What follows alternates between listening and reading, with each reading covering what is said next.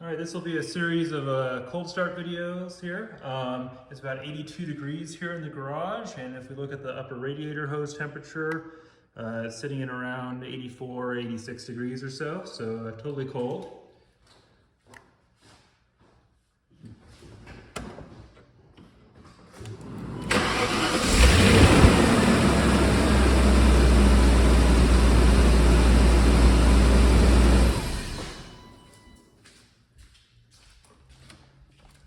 As you can see, we're also cold on the display here.